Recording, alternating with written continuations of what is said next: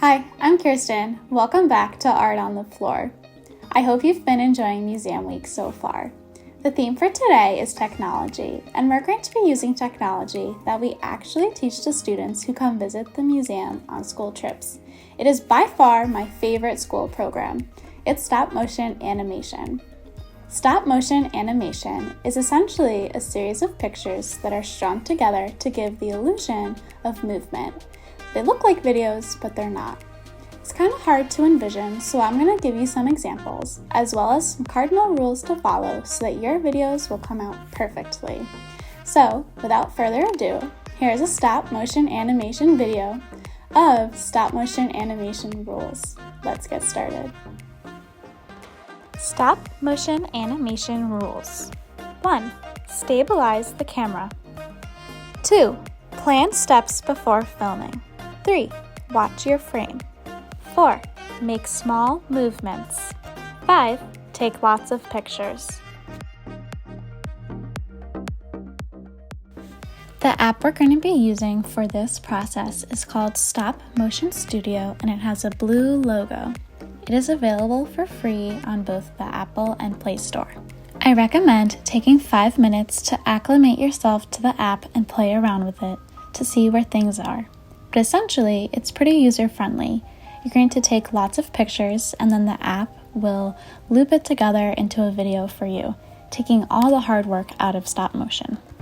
It's also easy to see your progress by simply pressing back, and it will show you all the individual frames you have taken, so you can see that there are no mistakes in them, such as fingers or feet that accidentally got in frame. Now that you know what you want to film and you've envisioned your steps so you know what direction to film in, let's set up a rig for your camera.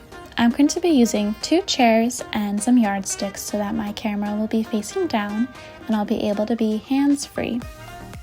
Like the rules mentioned, we're going to be taking lots of pictures and moving our pieces really slowly. We do this because we want our video to look as natural and fluid as possible. If we wanted to portray a person walking, a person couldn't cross a room in one step. You have to think about all the tiny movements that are in between the motions.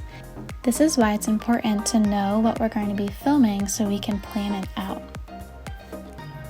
Continue until you're happy with it and then review your frames to see if they are acceptable. Stop motion animations can go pretty quickly, so if you want to slow down the action, take multiple pictures. I take multiple pictures of words just because it takes a while for our brains to read and process what's going on. Let's take a look and see how mine turned out.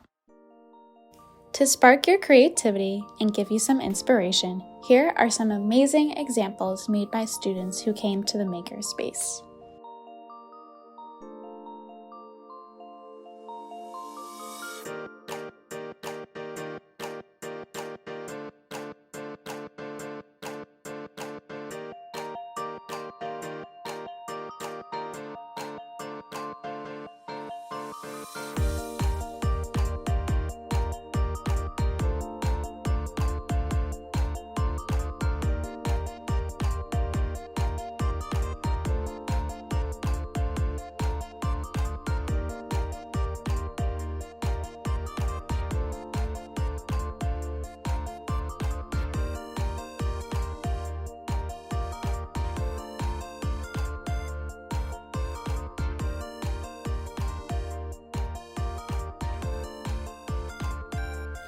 Aren't these the cutest videos? They did such a good job.